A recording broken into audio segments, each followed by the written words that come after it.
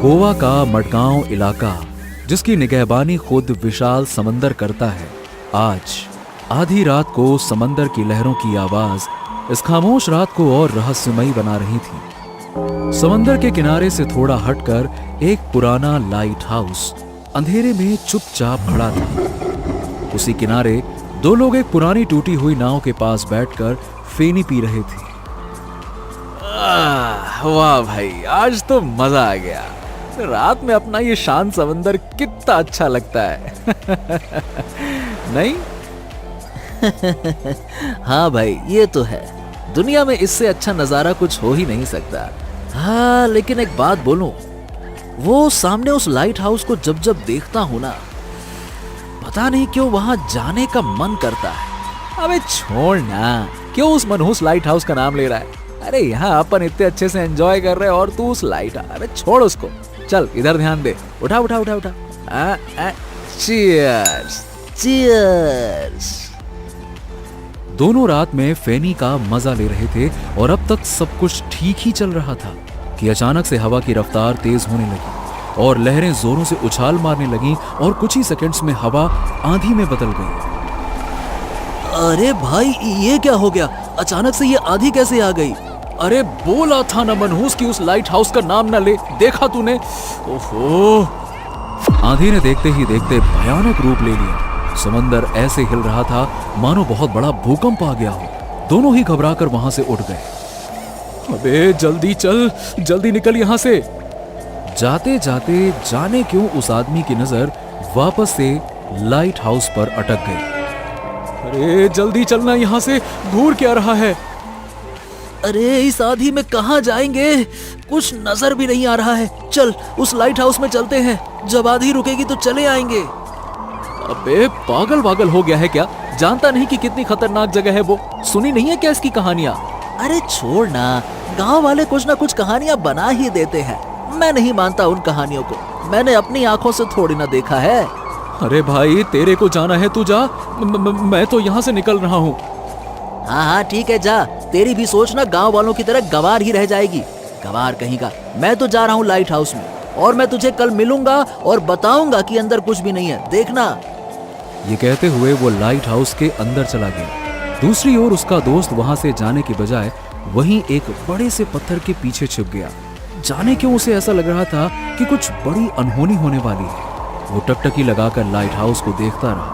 अचानक से light house के सबसे ऊपर वाले कमरे में रोशनी जल उठी और ठीक उसी वक्त रहस्यमय तरीके से आंधी अपने आप रुक गई। समंदर की लहरें फिर से शांत हो गईं और चारों तरफ वापस से खामोशी छा गई। और तभी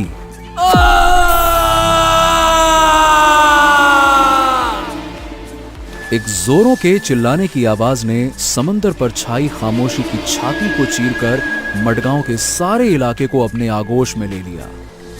वो चीख उस आदमी की थी जो लाइट हाउस के अंदर गया था। आखिरकार गांव के लोगों की कहानी सच निकली। लाइट हाउस की खिड़की के बाहर उस आदमी की लाश रस्सी से लटक कर झूल रही थी। गोवा का नाम सुनते ही सबके जहन में ख्याल आता है छुट्टियों का, मौज मस्ती का और समंदर की बलखाती लहरों का। लाखों लोग यहाँ पे हर साल अपनी सारी चिंताएं भूलकर घूमने के लिए आते हैं। लेकिन उन लोगों के ठीक उलट आज मडगांव के किनारे गंगा नाम का मछुआरा चिंता में डूबा हुआ था। ओहो, कल एक ठो मछली जाल में ना फंसी रही, आज तीन ठो जाल बिछाए हैं। अब आज मुझे निराश मत करना समंदर भैया। ये कहते हुए गंगा ने पहला जाल धीरे धीरे अपनी ओर खींचा। आसपास के बाकी मछुआरे गंगा के जाल को बड़े ध्यान से देख रहे थे। एक पल के लिए उसे लगा कि जाल में कुछ है, मगर ये क्या? जाल के अंदर से निकला एक नारियल। सारे मछुआरे जोर जोर से हंसने लगे और एक ने कहा, अरे गंगा भैया, क्या बात है, आप तो कमाल के जादूगर निकले, समंदर के अंदर से नारियल निकाल लिया। चलो भैया, कोनो बात नहीं, आज गंगा भैया चखने में मछली की जगह नारियल की चटनी ले लेंगे। ए समंदर भैया, इज्जत पर नारियल पानी काहे फेंक रहे हो? थोड़ा तो रहम करो। चलो अब दूसरा जाल खींचता हूँ, इस बार लाज रख लेना। हाँ चलो। गंगा ने एक बार फिर से दूसरा जाल खींचा।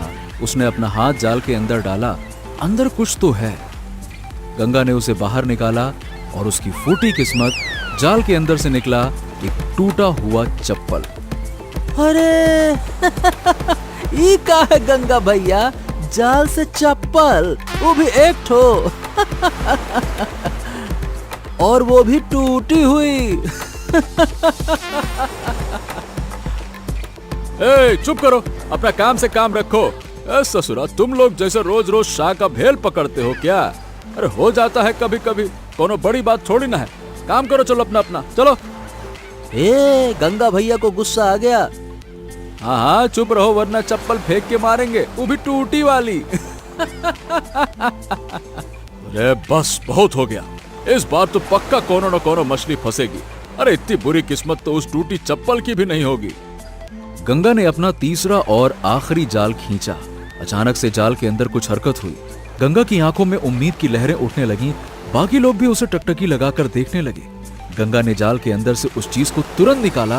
वो कोई मछली नहीं बल्कि ड्रम पकड़े हुए बंदर का एक खिलौना था।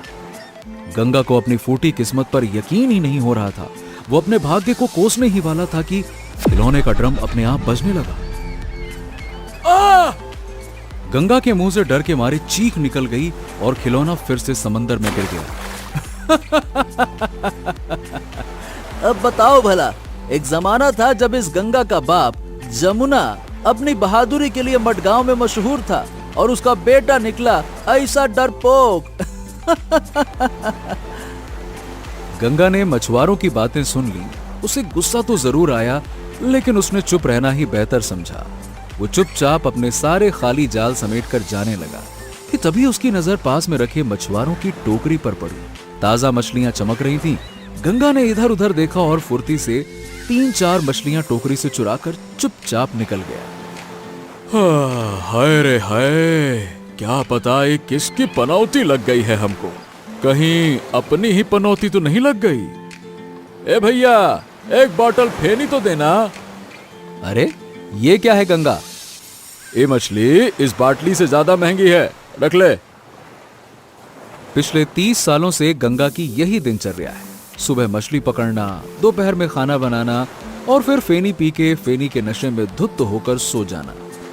दरअसल आज से 30 साल पहले गंगा की मां के मौत के बाद उसके पिता जमुना बनारस से मडगांव आकर बस गए। उस वक्त गंगा की उम्र सिर्फ 15 साल की थी। शुरू में जमुना बाकी मछुआरों की तरह मछलियां ही पकड़ता था और समंदर से जैसे उसकी यारी हो गई थी। वो लहरों से ऐसे खेलता जैसे कोई बच्चा खिलौनों से खेलता रहा हो। सारे मडगांव में उसकी बहादुरी मशहूर थी। फिर एक दिन पता नहीं कहां से उसे पता चला कि लाइट हाउस में सिक्योरिटी गार्ड की जगह खाली है, पर वहां कोई आने को तैयार नहीं था। लोग कहते थे कि वहां किसी प्रेत का वास है। वहां अगर रात को कोई भी भूले भटके भी गलती से चला जाता तो अगली सुबह उसकी लाश उसके सबसे ऊपरी कमरे की खिड़की से बाहर की ओर लटकी हुई मिलती। इसीलिए गांव के लोग उस लाइट हाउस की ओर देखना तक नहीं चाहते थे। उसके बारे में बात करना तो बहुत दूर की बात थी। कई सालों बाद अचानक से सरकार ने उस लाइट हाउस को फिर से शुरू करना चाहा, मगर किसी की हिम्मत नहीं हुई उस लाइट हाउस में नौकरी करने की। अपने बेटे गंगा के भविष्य को देखते हुए जमुना ने यह तय किया कि ज्यादा पैसे कमाने के लिए वो रात में गार्ड की नौकरी कर लेगा, और उसने यही किया। कुछ दिन तक तो सब कुछ ठीक ठाक चलता रहा और फिर गंगा के जीवन में आती है वो काली रात जिससे वो कभी उबर नहीं पाया। बाबा, आज तूफान कुछ ज्यादा ही तेज नहीं है? हाँ बेटा, इसीलिए हमें ज्यादा सावधान रहने की जरूरत है। और हाँ, संभल के सीढ़ियां चढ़ना, ठीक है? जैसे ही उन दोनों ने अपने कदम आगे बढ़ाए, अचानक से चमगादड़ों का एक झुंड ठीक उनके सर के ऊपर से गुजरा। अरे ओहो, ये का अचानक से इतने सारे चमगादड़ कहां से आ गए? हर रोज तो सफाई करता हूँ, पिछले 6 महीने से तो यहाँ एक भी चमगादड़ ना देखा। खैर बेटा, आराम से मेरे पीछे पीछे आ जाओ। हाँ ठीक है, आराम से आराम से। दोनों लाइट हाउस के ऊपर वाले कमरे पर पहुंचे। जमुना ने लालटेन की ओर देखा। हाँ, अब जल्दी से ये लालटेन में तेल डाल दूं ताकि यहाँ से गुजरने वाले जहाजों को ये लाइट हाउस दिख जाए और उन्हें दिशा का सही अंदाज मिल जाए। चल भैया। जमुना ने लालटेन के अंदर तेल डाला और रोशनी कर दी। कमरे में उजाला फैल गया। लालटेन की रोशनी में जमुना और गंगा की परछाई कमरे की दीवार पर साफ दिख रही थी। अचानक से गंगा ने देखा कि दीवार पर एक तीसरी परछाई धीरे धीरे फैल रही है। गंगा ने तुरंत चारों ओर नजर दौड़ाई, पर वहां उन दोनों के अलावा और कोई नहीं था। वो डर गया। उसने अपने पिता की ओर देखकर बोला, बाबा बाबा, वहां कोई दीवार पर है। जमुना ने दीवार की ओर देखा, लेकिन उसे कुछ भी नजर नहीं आया। अरे कहाँ बेटवा है? वहां तो कुछ ना है। लेकिन गंगा को वो दीवार की तीसरी परछाई साफ साफ नजर आ रही थी। अरे बाबा, आपके ठीक सामने ही तो है। बाबा, हम लोगों के अलावा यहाँ कोई और भी है जिसकी परछाई उस दीवार पर पड़ रही है। अरे बेटा, ये क्या बोल रहे हो? यहाँ हम लोगों के अलावा और कौनो नहीं है। बाहर तेज तूफान है ना, तुम्हें शायद किसी हिलती हुई चीज की परछाई दिख गई होगी। हाँ, चिंता ना करो, हम है ना। बाबा, मुझे बहुत डर लग रहा है। जमुना ने गंगा के मासूम चेहरे की ओर देखा और मुस्कुराते हुए गंगा से कहा, ए बेटवा, जिंदगी में जब जब तुमका डर लागे ना, तो याद रखना तुम्हारा नाम है गंगा। बनारस में बहती गंगा को याद करना। अरे इतनी विशाल गंगा भला कैसे किसी से डर सकती है? अरे गंगा हो तुम, गंगा। पर गंगा को अभी भी वो परछाई साफ साफ दिख रही थी। अचानक से उस परछाई के हाथ लंबे होने लगे। गंगा एकदम से चौंक गया और वो दौड़ के जमुना से जाके लिपट गया। अरे अरे अरे, बस बस बस बस। अरे क्या हो गया है बेटवा तुम्हें? हुआ कुछ ना है। जाओ उस कुर्सी पर आराम से जाके बैठो। अरे बैठो तो, जाओ जाओ जाओ। उस परछाई के लंबे होते हाथ कमरे में रखे एक रस्सी के गुच्छे पर गए। परछाई ने उस रस्सी को उठाया और कमरे में लगे एक पुराने खंभे से बांध दिया, और फिर परछाई ने रस्सी का दूसरा सिरा झट से जमुना के गले में फेंक दिया। इससे पहले कि जमुना संभल पाता, रस्सी उसके गले में खुद ब खुद बंध गई और धीरे धीरे कसने लगी। जमुना के मुंह से जोर की चीख निकल गई। परछाई के हाथों ने जमुना को जोर से धक्का देकर जमीन पर गिरा दिया और खिड़की की ओर घसीट कर ले जाने लगा। डर के मारे गंगा की हालत खराब थी। वो चिल्लाना तो चाह रहा था, लेकिन उसके हलक से एक शब्द नहीं निकल पा रहा था। वो वहीं खड़े खड़े थर थर कांप रहा था। दूसरी तरफ रस्सी के कसाव की वजह से जमुना की आंखें ऐसी हो गईं मानो वो चेहरे से बाहर आ गई। परछाई ने एक बार फिर से जमुना पर वार किया और उसे खिड़की के बाहर फेंक दिया। उस भयानक तूफान में चीखती लहरों के बीच गंगा के पिता की लाश लाइट हाउस के खिड़की के बाहर रस्सी पर लटक रही थी। ये सब कुछ गंगा नहीं सह पाया और वो वहीं पे बेहोश हो गई। हालांकि आज इस हादसे को 30 साल बीत चुके हैं, लेकिन गंगा के मन से आज भी वो डर नहीं गया। गांव में भोर की किरण फूट चुकी थी। गंगा हर रोज की तरह उम्मीद का सूरज अपने कंधों पर लाद कर समंदर की ओर निकल पड़ा। अब कुछ ठीक चल रहा था कि तभी एक लड़का दौड़ते दौड़ते वहां पहुंचा और जोर जोर से हाँफ रहा था। गंगा और बाकी के मछुआरे उसकी तरफ हैरानी से देखने लगे। वहाँ वहाँ आई जी वो वहाँ। हाँ, अरे क्या हो गया? इतना हाफ क्यों रहा है? थोड़ा दम तो ले ले। गंगा उस लड़के के पास पानी की बोतल लेके आता है। अरे आराम से भाई, आराम से, ये ले पानी पी और बता क्या बोल रहा है। Light house. हाँ, लाइट हाउस है और वही है जहाँ कल था। ये लो पानी पियो। और तुम तो ऐसे हाँफ रहे हो जैसे कोई लाश देख लिए हो। हाँ, वही लाश ही है वहां पे। लाश सुनते ही गंगा के हाथों से पानी का बोतल छूट जाता है। क्या कहा? लाश? कहाँ है लाश? बाकी मछुआरों ने उस लड़के को घेर लिया। लाइट हाउस की खिड़की से किसी की लाश लटक रही है। क्या? लाश? फिर से? ये सुनते ही गंगा की आंखों के सामने उसके पिता की झूलती हुई लाश कौंध गई। गंगा से अपना बीता हुआ भयानक अतीत बर्दाश्त नहीं हुआ और वो चुपचाप वहां से जाने लगा। अरे गंगा, कहाँ चल दिए भैया? Light house. गंगा ने कोई जवाब नहीं दिया। अरे भाई, लाइट हाउस जाने की कोई जरूरत नहीं है। अरे वापस आओ, वापस आओ, वहाँ किसी की लाश बाश नहीं है। हम तो यूं ही मजाक कर रहे थे भाई। अरे अरे भाई, डरपोक वहां क्या जाएगा? याद नहीं, इसके बाद जमुना की लाश भी ऐसे ही मिली थी। है बहुत भयानक प्रेत का निवास है वो लाइट हाउस में। और ससुरा तो गली के कुत्ते से भी डरता है, तो वो प्रेत वाली जगह पे क्या खाक जाएगा? जाते जाते गंगा ने उस मछुआरे की कड़वी बातें सुन ली, मगर फिर भी वो बिना कुछ बोले चुपचाप वहां से चला गया। गंगा आज बहुत उदास था। रह रहकर उसे अपने पिता जमुना की याद आ रही थी। अरे ये डरपोक वहां कहाँ जाएगा? याद नहीं, जमुना की लाश भी ऐसे ही मिली थी। बहुत भयानक प्रेत का निवास है वो लाइट हाउस में। और ये तो ससुरा गली के कुत्ते से भी डरता है, तो उस प्रेत वाली जगह पे क्या खाक जाएगा? डरपोक, सब हमका पीठ पीछे डरपोक कहते हैं। हाँ, का गलत कहते हैं। हमारे ही सामने वो मनहूस परछाई ने हमारे बाबा को मार डाला और हम कुछ ना कर सके। गंगा ने करवट बदली तो उसकी नजर दीवार पर टंगी उसके बाबा की तस्वीर पर गई। वो उसे बड़े ध्यान से देखने लगा, मानो उसके बाबा जमुना की आंखें गंगा से कह रही हों, बेटा तुम क्या कर सकते थे? तुम उस वक्त बहुत छोटे थे। हाँ, तब तो हम छोटे ही रहे, पर अब तो हम बड़े हो गए हैं ना। फिर बड़े होकर भी हम इतना काहे डरते हैं? ये सोचते सोचते गंगा उठकर घर के बाहर आ गया। रात का सन्नाटा था और आसमान में तारे टिमटिमा रहे थे।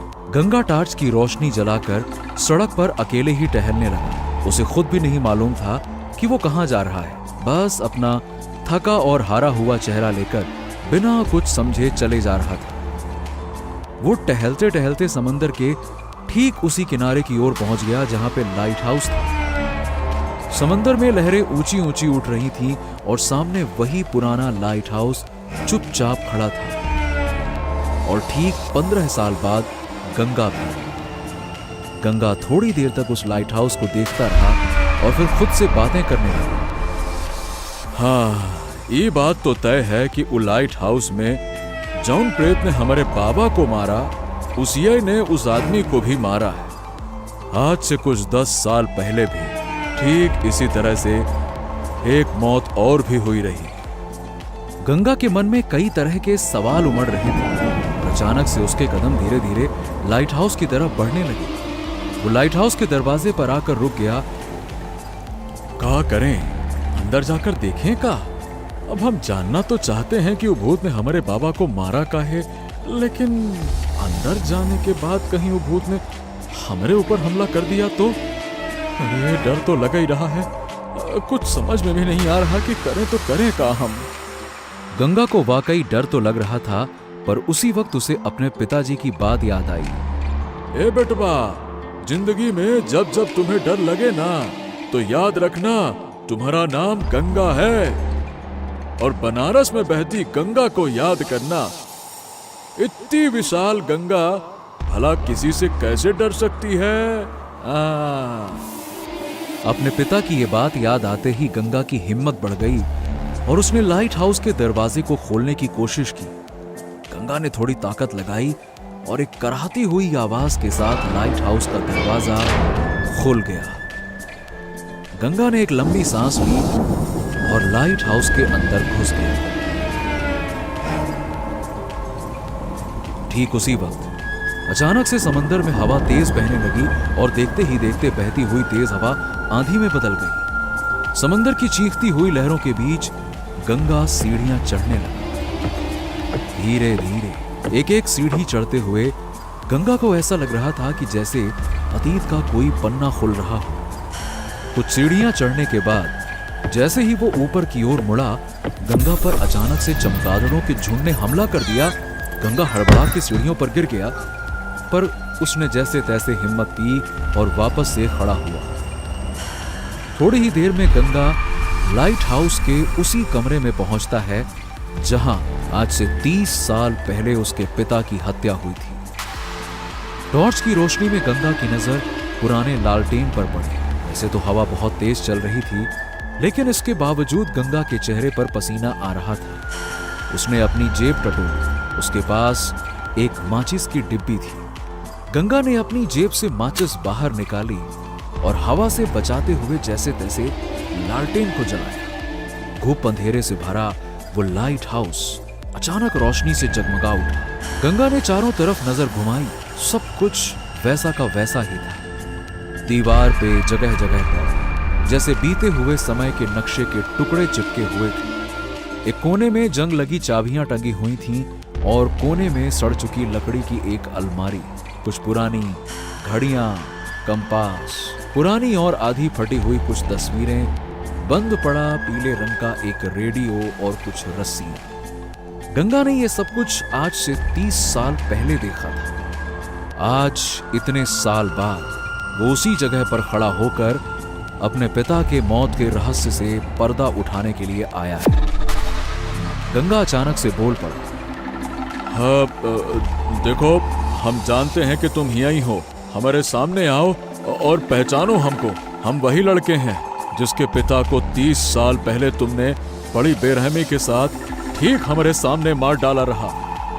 इन गुजरते 30 सालों तक हम अपनी नजरों में गिरे रहे, एक कायर की जिंदगी गुजारी और दुनिया भर से दुत्कार सुनते रहे। मगर अब नहीं, अब और नहीं। हमारे सामने आओ और हमको बताओ कि हमारे पिता का कसूर क्या रहा और कौन हो तुम। सामने आओ हमारे। कुछ देर तक खामोशी छाई रही, मानो गंगा सिर्फ अपने आप से बातें कर रहा हो। गंगा को कोई जवाब नहीं मिला। गुस्से में आके गंगा ने पास में रखी एक खराब दीवार की घड़ी जोर से उठाकर जमीन पर पटक दी। शीशे की टूटने की आवाज लाइट हाउस में गूंज उठी। एक लंबी चुप्पी के बाद अचानक से कमरे में एक कंपन शुरू हो गया। वहां रखे अलमारी थरथराने लगे। सारे खराब पड़ी घड़ियां एक साथ बजने लगी। कंपास की सुइयां खुद ब खुद तेजी से घूमने लगी। अब गंगा को समझ में आ गया, यह संकेत था कि वो प्रेतात्मा कमरे में आ चुका है। गंगा के दिल की धड़कनें तेज होने लगी। उसके पीठ के ठीक पीछे की दीवार पर एक लंबी परछाई उभरी। कमरे में अचानक से कंपन होने लगी और सारा का सारा सामान हिलने लगा। गंगा धीरे धीरे करके पीछे की ओर मुड़ा। दीवार पर दूसरी अनजान परछाई को देख गंगा की जोर की चीख निकल गई। मगर अगले ही पल गंगा ने अपने आप को संभाला और हिम्मत करते हुए बोला, कौन हो तुम? सामने आओ। तुम हमें डरा नहीं सकते। गंगा के ऐसा बोलते ही लकड़ी की एक अलमारी अचानक से गंगा की ओर गिर पड़ी। गंगा की अंदर ही अंदर हालत खराब हो रही थी। वो डर के मारे दरवाजे की ओर तेजी से भागा, लेकिन लोहे का वो भारी दरवाजा जोरों की आवाज के साथ में एकदम से बंद हो गया। गंगा कमरे की दूसरी तरफ भागा। वहां बंद पड़ा रेडियो अचानक से कुछ अजीब अजीब सी डरावनी आवाजें निकालने लगा, मानो कोई करा रहा। कराने की आवाज तेज होती गई, जैसे कोई रेडियो का वॉल्यूम बढ़ाए जा रहा हो, और फिर अचानक से वो कराने की आवाज जोर जोर की डरावनी हंसी में तब्दील हो गई। ये क्या हो गया? ये क्या हो रहा है? पागल कुत्ते ने काटा रहा हमें, जो हम यहाँ आए रहे। लगता है कि आज हमारी मौत हो जाएगी। हे भगवान, क्या करें हम, क्या करें? भागने का कोई रास्ता भी तो नहीं है।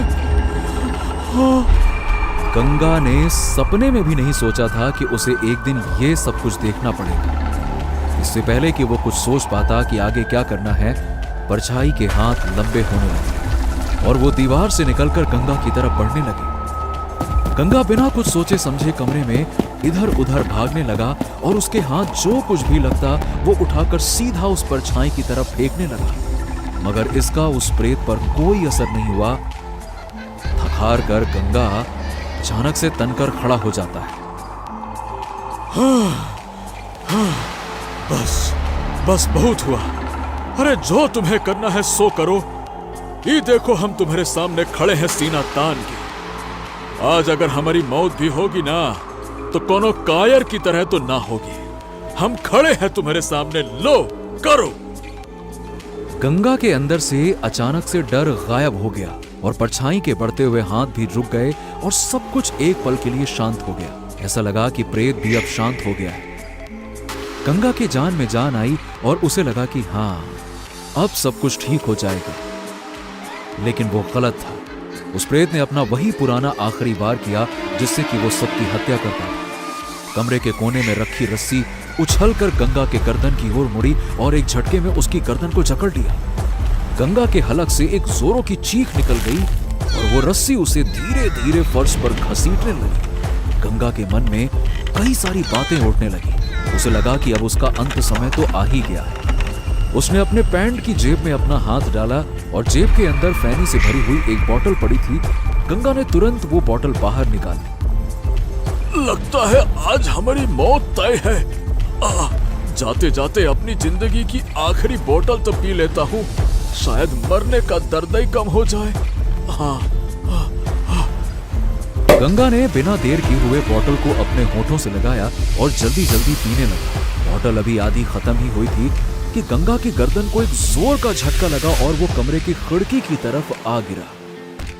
प्रेत ने अपनी पूरी ताकत लगाई जोर से और गंगा को वैसे ही खींचने लगा जैसे वो हर आदमी को फंदे में लटकाकर मारता आया था। रस्सी का फंदा कसता जा रहा था। गंगा के दिमाग की नसें तनती जा रही थीं। वो समझ गया कि अब उसकी मौत निश्चित है। उसने हड़बड़ाहट में फैनी से आधी भरी अपनी बोतल को सामने की दीवार पर जोर से फेंक दिया। पर ये क्या? बोतल दीवार पर टकराने के बजाय बीच में हवा में ही रुक गई और उस बोतल के अंदर धीरे धीरे सफेद रंग का धुआं भरने लगा। रस्सी की पकड़ भी अचानक से ढीली पड़ गई और सब कुछ पहले के जैसा हो गया, मानो वहां कुछ हुआ ही नहीं था। गंगा की जान में जान आई। वो तेजी से सांसें लेने लगा, पर उसे समझ में नहीं आया कि अचानक से ये सब कुछ क्या हो गया। अरे ये सब क्या हो गया? वो बोतल हवा में कैसे लटक रही है और उसके अंदर ही सफेद धुआं कैसे? गंगा उठकर हवा में लटकती उस बोतल के पास गया। वो उसे कुछ देर ऐसे ही घूरता रहा। उसे कुछ हल्की हल्की आवाज में सुनाई दिया, कोई ऐसी आवाज जो शायद चिल्ला रही थी। गंगा अपने कान को बोतल के नजदीक ले जाता है। उसे किसी की घुटी हुई आवाज आती है, मुझे बाहर निकालो, मुझे बाहर निकालो। क्या? मुझे बाहर निकालो। अरे पागल हो गए हो क्या तुम? तुम्हें बाहर निकाल दें ताकि तुम फिर से हम पे हमला कर सको। वो कौन तुम, पहले ये बताओ। उस आईने के सामने जाओ।